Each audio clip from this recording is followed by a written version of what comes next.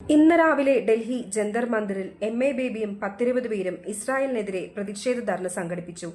Israel ജനാധിപത്യ രാജ്യമാണ്. അവിടെ കമ്മ്യൂണിസ്റ്റ് പാർട്ടി വരെയുണ്ട്. ഇറാനിൽ ഖോമനി എന്ന മതനേതാവ് അധികാരം പിടിച്ചെടുത്തപ്പോൾ മുമ്പ് അവിടെയുണ്ടായിരുന്ന കമ്മ്യൂണിസ്റ്റ് പാർട്ടിയെ നിരോധിച്ചു. തികച്ചും മതഭരണം. തങ്ങളുടെ പ്രസ്ഥാനത്തെ നിരോധിച്ച രാജ്യത്തിന് അനുകൂലമായി സംസാരിക്കാൻ ഇവന്മാർക്കല്ലാതെ വേറെ ആർക്കെങ്കിലും കഴിയുമോ? ചിത്രത്തിൽ എം.എ. ബേബിയുടെ കഴുത്തിൽ കാണുന്നത് പലസ്തീൻ മുസ്ലിം മതവസ്ത്രമായ കഫിയാണ്. ഗാസയ്ക്ക് വേണ്ടി പാർട്ടി സമ്മേളനത്തിൽ മതവസ്ത്രം ധരിച്ചതിൽ ഒരു ലോജിക് ഉണ്ടെന്ന് വേണമെങ്കിൽ പറയാം. എന്നാൽ ഇറാനും ഇസ്രായേലും തമ്മിലുള്ള യുദ്ധത്തിൽ ഈ പലസ്തീൻ മുസ്ലിം മതവസ്ത്രം ധരിച്ചത് എന്തിനാണ്?